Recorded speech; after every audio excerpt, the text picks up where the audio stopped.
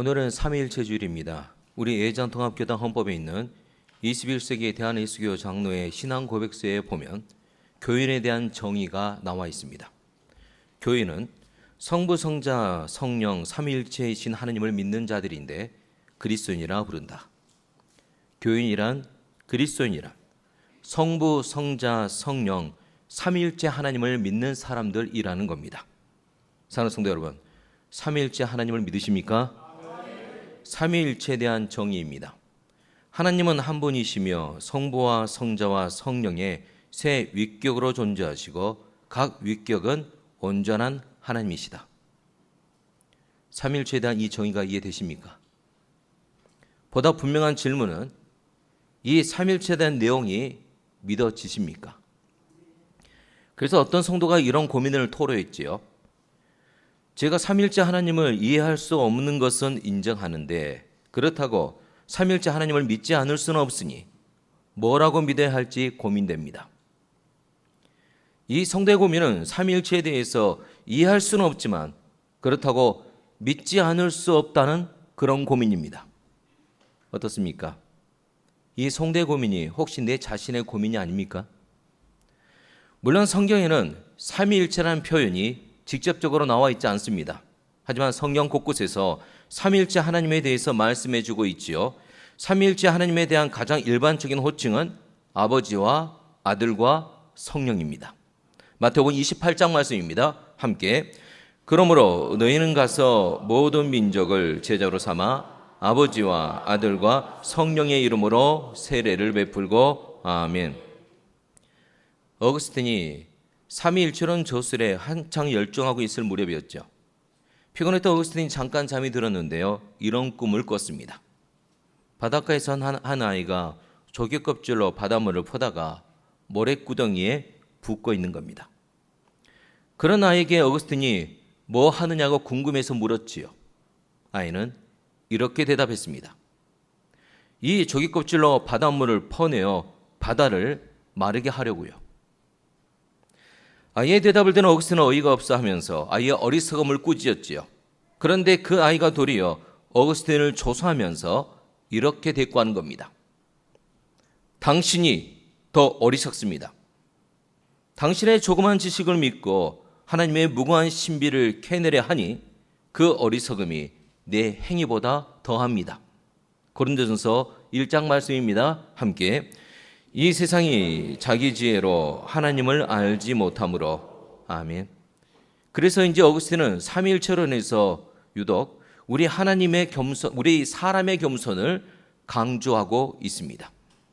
삼위일체 교리에 대해 어떤 분이 이런 말을 했습니다. 삼위일체는 거룩한 땅이니 발에서 신을 벗으라. 논리로 분석하려 하지 말고 믿으라. 이해하려 하지 말고 믿으라. 삼위일체는 믿음의 영역이라는 겁니다.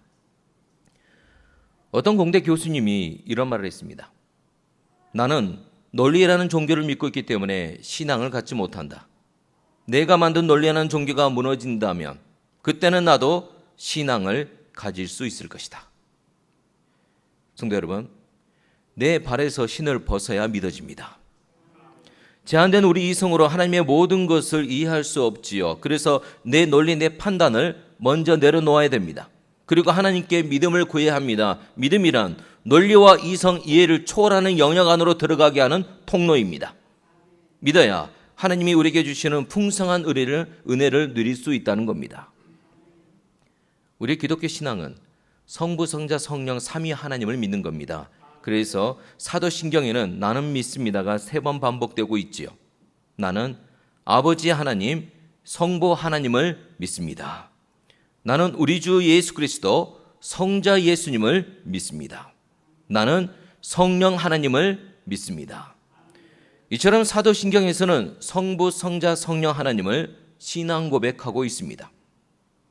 성부 하나님이 우주 모든 만물을 창조하신 것을 믿으십니까? 함께 고백하겠습니다. 함께 태초에 하나님이 천지를 창조하시니라. 아멘. 조나단 에드워즈는 하나님의 천지 창조의 목적에서 왜 하나님께서 세상을 창조하셨는가, 왜 하나님께서 인간을 창조하셨는가 이 물음에 대해서 이렇게 답했습니다. 하나님은 무엇인가 부족하기 때문에 부족을 채우기 위해서 피조물을 창조하신 것이 아니다. 오히려 하나님은 자신의 충만한 영광을 피조물에게 나누어 주기 위해서 피조물을 창조하셨다. 이 답변이 2000년 교회사를 통틀어 가장 감동적이고 가장 깊이 있는 성경적인 답변이라고 합니다. 우리의 하나님 아버지는 우리에게 하나님의 복을 나눠주시기 위해서 우리를 창조하셨습니다. 그리고 성자 예수님이 나를 위해 십자가에서 죽으시고 부활하신 것을 믿으십니까? 그 예수를 믿으면 멸망하지 않고 영생을 얻는다는 것도 믿으십니까? 함께 믿음으로 고백하겠습니다. 함께. 하나님이 세상을 이처럼 사랑하사 독생자를 주셨으니 이는 그를 믿는 자마다 멸망하지 않고 영생을 얻게 하려 하심이라. 아멘. 그리고 성령 하나님이 나와 함께 하시면 나에게 능력을 주셔서 주님이 주신 사명을 감당케 하신다는 것도 믿으십니까? 함께 믿음으로 고백합니다. 함께. 오직 성령이 너희에게 임하시면 너희가 권능을 받고 예루살렘과 온 유대와 사마리아와 땅끝까지 이르러 내 증인이 되리라 하시니라. 아멘. 사랑하는 성도 여러분, 이처럼 우리 기독교 신앙은 삼위 하나님을 믿는 겁니다. 성부 하나님, 성자 예수님, 성령 하나님을 믿는 온전한 믿음을 가지시길 바랍니다. 그러면 좀 더 구체적으로 우리 신앙생활에 적용해 보도록 하겠습니다. 우리는 기도할 때 하나님 아버지를 향해 예수 그리스도의 이름으로 성령님 안에서 기도하고 있습니다. 첫 번째, 우리는 하나님 아버지께 기도합니다. 예수님께서 우리에게 기도를 가르쳐 주실 때 기도를 들으시는 하나님을 뭐라 부르며 기도하라고 했습니까? 아버지라 부르며 기도하라고 가르쳐 주셨습니다. 마태복음 6장 말씀에 나오죠. 함께. 그러므로 너희는 이렇게 기도하라. 하늘에 계신 우리 아버지여, 이름이 거룩히 여김을 받으시오며. 아멘. 기도할 때 하나님의 자녀로 기도하라는 겁니다. 사랑하는 성도 여러분, 기도란 자녀인 우리가 하나님 아버지께 구하는 겁니다. 기도를 들으신 하나님은 누구십니까? 사랑이 많고 자비하신 아빠 아버지가 되십니다. 우리와 하신 약속을 반드시 지키시는 아빠 아버지가 되십니다. 그런 아버지 하나님은 우리에게 어떤 기도 응답을 주시기를 원하십니까? 마태복음 7장 말씀에 나와 있죠. 하물며 하늘에 계신 너희 아버지께서 구하는 사람에게 좋은 것을 주시지 않겠느냐. 사랑하는 성도 여러분, 기도를 들으시는 우리 아버지 하나님은 우리에게 가장 좋은 것이 무엇인지 아십니다. 믿으십니까? 그래서 가장 좋은 것으로 우리에게 응답해 주십니다. 아빠, 아버지이시기 때문입니다. 그래서 리그레 목사님은 기도하는 우리 믿음에 대해서 이렇게 말했습니다. 하나님을 온전히 신뢰한다는 것은 하나님이 우리 삶에 가장 좋은 것이 무엇인지 아신다는 믿음을 갖는 것이다. 기도할 때 이 믿음으로 기도할 수 있기를 바랍니다. 우리를 가장 사랑하시는 하나님 아버지는 우리의 기도를 들으시면서 우리에게 가장 좋은 것 주시기를 기뻐하십니다. 우리에게 가장 좋은 것으로 응답해 주신다는 겁니다. 이것을 믿으며 기도하라는 겁니다. 우리의 기도를 들으시는 좋으신 하나님을 함께 찬양하겠습니다. 좋으신 하나님, 좋으신 하나님, 참 좋으신 나의 하나. 우리의 기도를 응답해 주시는 우리의 기도를 응답해 주시는 참 좋으신 나의 하나님. 하나는 축복을, 한없는 축복을 우리에게 주시는 참 좋으신 나의 하나님. 두 번째, 우리는 예수 그리스도의 이름으로 기도합니다. 예수님이 십자가에서 돌아가시자 성전 휘장이 찢어졌습니다. 우리에게 새로운 길이 열린 겁니다. 이제 우리는 하나님을 아버지라 부르면서 기도할 수 있게 되었죠. 이런 기도의 특권은 예수님의 십자가 때문에 가능해진 겁니다. 예수님께서 십자가에서 죽으시면서 휘장을 찢으셨기 때문에 가능해진 겁니다. 그래서 우리가 기도한 후에 어떻게 기도를 마무리하고 있습니까? 함께 예수 그리스도의 이름으로 기도드립니다. 아멘. 우리는 예수님의 이름으로 기도합니다. 바로 이것이 예수 그리스도를 믿는 우리 그리스도인들의 특권입니다. 기도하라고 주신 겁니다. 기도의 사명을 감당하라고 주신 겁니다. 세 번째, 우리는 성령님 안에서 기도합니다. 보혜사 성령님은 우리를 도우시는 분이시죠. 언제나 우리와 함께 하시면서 우리를 도와주십니다. 특별히 우리 기도를 도와주신다 말씀하셨습니다. 로마서 8장 말씀입니다. 함께 이와 같이 성령도 우리의 연약함을 도우시나니 우리는 마땅히 기도할 바를 알지 못하나 오직 성령이 말할 수 없는 탄식으로 우리를 위하여 친히 간구하시느니라. 아멘. 신방하다 보면 이런 말씀을 드릴 때가 있어요. 이제는 스스로 기도하셔야죠. 그럴 때 손사래를 치면서 저는 기도할 줄 몰라요, 이렇게 대답하시는 분들이 계십니다. 무엇을 해 기도해야 하는지도 모르겠고 어떻게 기도해야 하는지도 모르겠다는 거죠. 하지만 중요한 것은 내가 예수 그리스도를 믿고 있는 사람이라면 내 안에 성령님이 이미 계십니다. 나를 도우시는 보혜사 성령님이 내 안에 계신다는 겁니다. 그래서 기도를 시작하면 되는 겁니다. 그냥 기도를 시작하세요. 보혜사 성령님께서 내 기도를 도와주십니다. 로마서 8장 26절 말씀을 메시 성경 번역으로 읽어드리겠습니다. 기다리다 지치는 순간에 하나님의 영이 바로 우리 곁에서 우리를 도우십니다. 어떻게 또 무엇을 기도해야 할지 몰라도 괜찮습니다. 그분이 우리 안에서 우리를 위해 우리의 기도를 하십니다. 할 말을 잃어버린 우리의 탄식, 우리의 아픈 신음소리를 기도로 만들어 주시기 때문입니다. 아멘. 보혜사 성령님이 우리의 기도를 도우십니다. 믿으십니까? 할 말을 잃어버린 우리의 탄식, 너무 힘들어서요. 우리의 아픈 신음소리를 기도점으로 만들어서 우리에게 넣어주시는 거예요. 우리에게 기도할 마음을 주시고 우리에게 기도할 제목을 성령님이 주신다는 겁니다. 그래서 우리는 성령님 안에서 기도해야 합니다. 이처럼 삼위일체 하나님은 우리 기도와 함께 하십니다. 정리하면 이렇습니다. 우리는 기도할 때 하나님 아버지를 향해 예수 그리스도의 이름으로 성령님 안에서 기도하고 있습니다. 이 모든 것이 하나님의 은혜입니다. 이처럼 우리는 기도를 통해 은혜를 경험하면서 은혜 안으로 들어가고 더 풍성한 하나님의 은혜를 경험하게 되는 겁니다. 기도만 그런 것이 아닙니다. 말씀, 찬송, 예배, 성김, 선교 등 이 모든 것을 통해서 삼위일체 하나님 안으로 들어가 은혜를 경험하게 됩니다. 그래서 청파교회 김기성 목사님은 이런 말을 했습니다. 은혜는 삼위일체 하나님이 이루신 공간 속으로 우리를 초대합니다. 그렇다면 삼위일체 하나님이 이루신 공간이란 어떤 공간을 말하는 겁니까?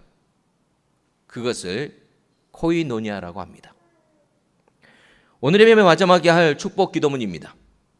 우리 주 예수 그리스도의 은혜와 하나님 아버지의 극진하신 사랑과 성령님의 감화 감동 교통하심이 삼위일체 하나님의 이름으로 축복 기도하는 거죠. 이 축복 기도문은 고린도후서 13장 13절 말씀에 나와 있습니다. 함께 주 예수 그리스도의 은혜와 하나님의 사랑과 성령의 교통하심이 너의 무리와 함께 있을지어다. 아멘. 교통하심을 헬라어로 코이노니아라고 합니다. 연합이라고 할 수 있습니다. 삼위 하나님이 완전히 하나라는 겁니다. 이처럼 삼위일체 하나님이 이루신 공간 안에서는 완전한 하나됨이 이루어지고 있는 겁니다. 은혜와 사랑으로 넘쳐나고 있다는 겁니다. 삼위일체 하나님께서 삼위일체 하나님이 이루신 공간 안으로 우리를 초대하고 계십니다. 이 공간 안에서 은혜와 사랑을 누리시길 바랍니다. 사랑하는 성도 여러분, 그렇다면 우리 해밀교회 공간 안에서는 어떤 일이 일어나고 있는 겁니까? 여기서 중요한 질문 하나를 드리겠습니다. 교회란 무엇입니까? 교회에 대한 정의 몇 가지를 소개하면 이렇습니다. 교회는 건물이 아니라 사람입니다. 교회란 예수님을 그리스도로 믿고 고백하는 사람들의 모임입니다. 어떻습니까?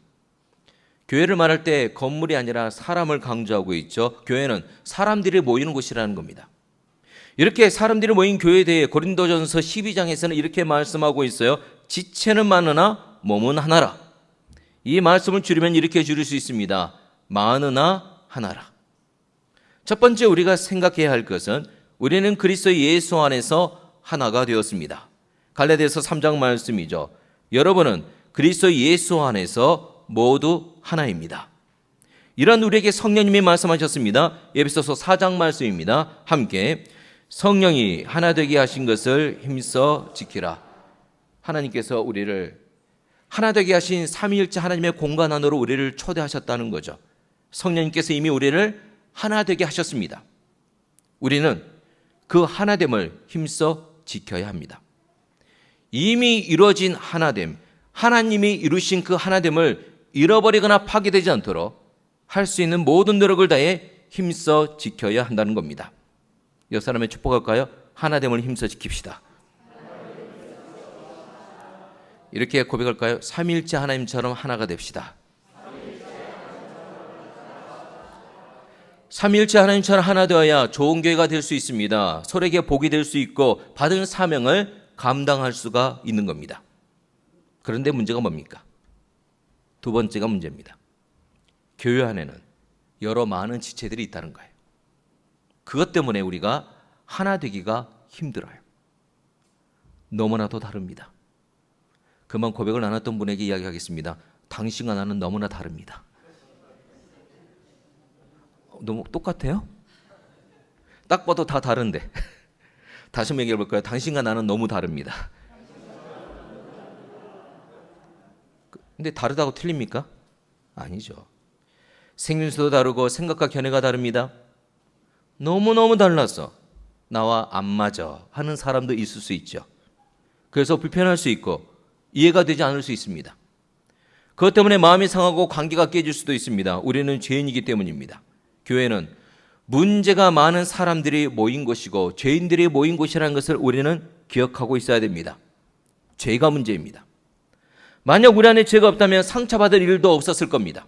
창세기 1장과 2장에 나오는 아담과 하와가 주고받는 말과 행동에는 가시가 없었습니다. 말에 가시가 없었고 행동에 가시가 없었습니다. 아직 죄가 없었기 때문입니다. 하지만 창세기 3장에서 죄가 들어오니 어떻게 됩니까? 아담의 말에 가시가 들어갑니다. 선악을 알게 하는 나무 열매를 왜 먹었느냐는 이 하나님의 질문에 아담은 하와 핑계를 대면서 하와에 대해서 뭐라고 이야기했습니까? 하나님이 주셔서 나와 함께 있게 하신 여자. 전에는 하와에 대해서 뭐라고 말했습니까? 내 뼈 중에 뼈요 살 중에 살이다. 내 안에 당신이 있다. 당신과 나는 하나다. 그렇게 사랑 고백을 했던 아담이었습니다. 그런데 죄가 들어오자 뭐라고 얘기한 거예요? 저 여자 때문에 그렇게 이야기한 겁니다. 이 말에 아담의 감정이 실려 있습니다. 이 말이 가시가 되어 듣고 있던 하와를 찌른 겁니다. 이렇듯 죄는 우리를 인간관계에서 상처를 주고받는 사람이 되게 한 겁니다. 그러기에 우리는 서로를 찌를 수밖에 없는 겁니다. 관계 속에서 갈등하게 되고 관계 속에서 상처를 주고받게 된다는 겁니다. 죄로 인해서 관계에서 누리던 그 복이 깨진 겁니다. 이렇게 깨어진 모든 관계에서 모든 괴로움이 나온 거예요. 미움도 나오고 시기, 질투, 염려, 불안, 분노, 교만, 열등감. 바로 깨어진 관계에서 이런 괴로움들이 나오기 시작한 겁니다. 이렇게 괴로워하고 계십니까? 혹시 오늘 아침에도 이렇게 괴로워하시면서 교회 나오셨습니까? 그래도 우리는 고슴도치 사랑을 해야 합니다. 비록 상처를 주고받아도 용기를 내고 다시 가까이 다가가야 합니다. 그래서 C.S. 루이스가 이런 말을 했습니다. 뭐든 사랑하려면 마음이 괴롭고 심하면 찢어질 각오를 해야 합니다. 품어주는 사랑을 말하고 있는 겁니다. 신앙생활 하다가 상대방의 가시에 찔려 아프고 가시에 찢겨 피도 나지만 그 사람을 그 가시 그대로 품어주는 사랑을 하라는 거예요. 누가 이런 사랑을 했습니까? 예수님이 하신 겁니다. 예수님이 십자가에서 죽으신 겁니다. 우리 죄가 예수님을 찌르고 있었는데, 여전히 우리의 죄가 예수님을 찌르고 있었는데, 그렇게 십자가에서 찢기시고 피 흘리시면서도 죄인인 우리를 품어주신 거예요. 이게 십자가 사랑입니다. 서로를 있는 그대로 품어주는 사랑입니다. 말과 행동의 가시로 그 성도님이 나를 찔러도 이해하고 용납하면서 품어주는 사랑을 하는 겁니다. 이게 코이노니아입니다. 요한 공동체 코이노니아, 요셉 공동체 코이노니아가 있죠. 이 사랑을 하라는 겁니다. 어떤 성도님이 몇 년이 되어도 교회를 정하지 않고 계속 찾고만 다녔죠. 그래서 평소 가까이 지내던 권사님이 그분에게 권면했습니다. 그만 찾아다니시고 이제는 한 교회에 정착하세요. 그때 그 성도님이 이런 말을 했답니다. 좋은 교회를 찾지 못해서 여지껏 돌아다니고 있지요. 그 말을 하는 성도님께 권사님이 따끔하게 이런 말을 했다고 합니다. 아무리 좋은 교회가 있어도 성도님이 그 교회에 가게 되면 그 교회는 나쁜 교회가 될 겁니다. 그러면서 이런 조언을 했다고 합니다. 좋은 교회를 찾지 말고 좋은 성도가 되세요. 품고 사랑하세요. 짐 푸트먼이라는 분이 교회는 관계다라는 책을 썼지요. 그 안에서 교회에 대해서 이렇게 말했습니다. 진실한 관계 안에서 사랑을 배우지 않는다면 교회에 갈 수는 있어도 교회가 될 수는 없다. 사랑하는 성도 여러분, 교회에 가는 사람이 아니라 교회가 되시길 바랍니다. 교회의 한 지체가 되시길 바랍니다. 이를 위해 서로 사랑해야 됩니다. 사랑으로 품고 서로 사랑해야 합니다. 서로에게 선을 행하고 착한 일을 하시길 바랍니다. 나눔과 구제를 말씀하고 있죠. 이 모든 것을 한 단어로 정리하면 코이노니아라고 합니다. 인격적인 친교와 함께 물질적인 나눔까지도 포함되어 있는 겁니다. 우리 예수님이 우리에게 말씀하셨습니다. 요한복음 13장 말씀입니다. 함께 새 계명을 너에게 주노니 서로 사랑하라. 내가 너희를 사랑한 것 같이 너희도 서로 사랑하라. 아멘. 너희도 서로 사랑하라. 예수님은 이 계명을 새 계명이라고 말씀하셨죠. 그런데 서로 사랑하라 이 계명은 출애굽기 20장에도 나오고 레위기 19장에도 나오고 신명기 5장에도 나옵니다. 이미 구약 때부터 이미 명령하셨던 겁니다. 그런데 왜 새 계명이라고 말씀하신 겁니까? 사랑의 동력이 다르기 때문입니다. 구약 때 서로 사랑하라는 내 힘으로 감당해야 할 명령이었습니다. 그래서 한계가 있었죠. 내가 할 수 있는 사람만 사랑하려고 했습니다. 나에게 이익이 되는 사랑만 하려고 한다는 거예요. 그래서 이기적인 사랑이 되기도 합니다. 이런 사랑은 자신의 힘으로 감당하는 사랑이기 때문이죠. 하지만 예수님이 말씀하신 서로 사랑은 다릅니다. 사랑의 동력이 다릅니다. 내 힘으로 감당하는 사랑이 아니라 주님이 주시는 사랑으로 감당하는 사랑이고 내 안에 역사하시는 주님의 힘으로 사랑하는 사랑입니다. 동력이 다릅니다. 은혜의 동력으로 하는 사랑이라는 겁니다. 그래서 새 계명이라고 하는 겁니다. 코이노니아는 은혜의 동력으로 해야 합니다. 그래야 삼일째 하나님이 이루신 공간 안으로 들어가 하나됨을 지킬 수 있고 넘치는 은혜와 사랑을 경험할 수 있는 겁니다. 그래서 성경에서는 우리에게 내 힘이 아니라 은혜의 동력으로 사랑하라고 명령하신 겁니다. 요한일서 4장 말씀입니다. 함께 우리가 먼저 사랑받았으니 이제 우리가 사랑합니다. 하나님께서 먼저 우리를 사랑해 주셨습니다. 아멘. 오늘 우리가 봉독한 에베소서 5장 말씀에도 코이노니아를 위해 하나님이 우리에게 하신 일과 코이노니아를 위해 우리가 해야 할 것을 말씀하고 있습니다. 메시지 번역으로 볼까요? 자녀가 부모에게서 바른 행동을 배우고 익히듯이 여러분은 하나님께서 하시는 일을 살펴서 그대로 행하십시오. 하나님께서 하신 일 대부분은 여러분을 사랑하시는 것입니다. 그분과의 사귐을 지속하고 사랑의 삶을 익히십시오. 그리스도께서 우리를 어떻게 사랑하셨는지 잘 살펴보십시오. 그분의 사랑은 인색한 사랑이 아니라 아낌없는 사랑이었습니다. 그분은 우리에게서 무언가를 얻으려고 사랑하신 것이 아니라 자신의 전부를 우리에게 주시기 위해 사랑하셨습니다. 여러분도 그렇게 사랑하십시오.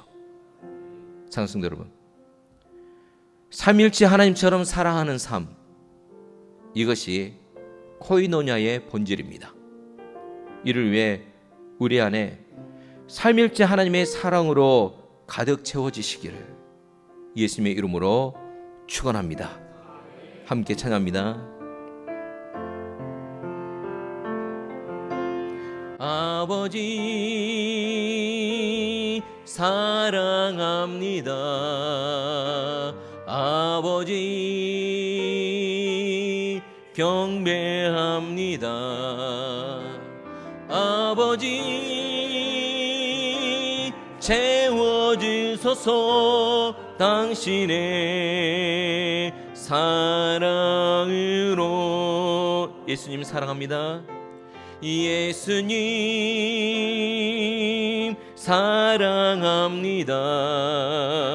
예수님 경배합니다.